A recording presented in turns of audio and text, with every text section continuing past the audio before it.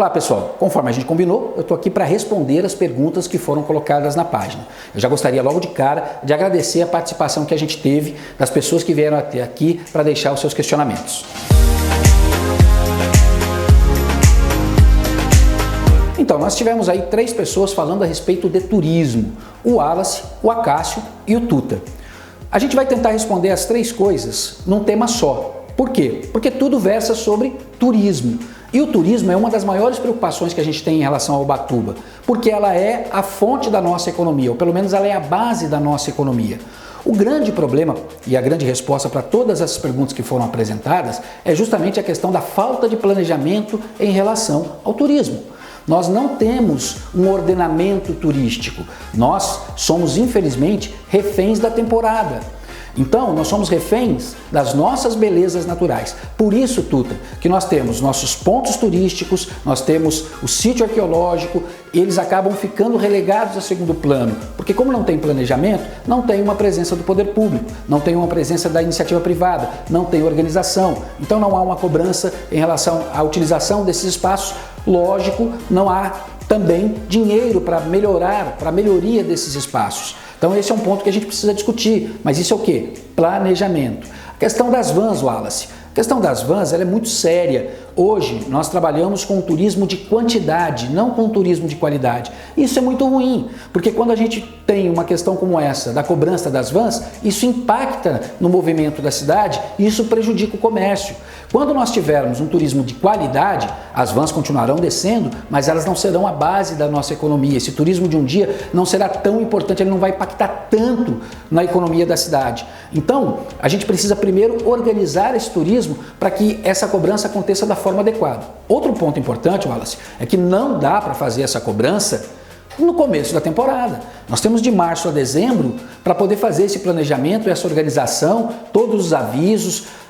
Infelizmente isso não acontece, fica no afogadilho, como foi na temporada passada, com a definição de valores no meio do movimento. Aí vira um caos, prejudica todo mundo. Então é planejamento, é organização. Assim, Acácio, também é a questão da baixa temporada. Por que nós temos movimento baixo na baixa temporada?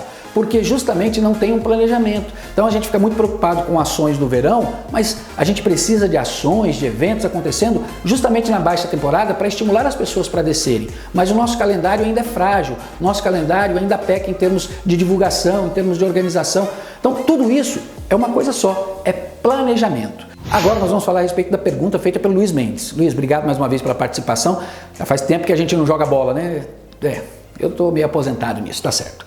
Luiz, a questão é a seguinte, eu não vou ser hipócrita de dizer que não há um pensamento, uma conversa, uma possibilidade de uma possível pré-candidatura a prefeito. Essa possibilidade existe.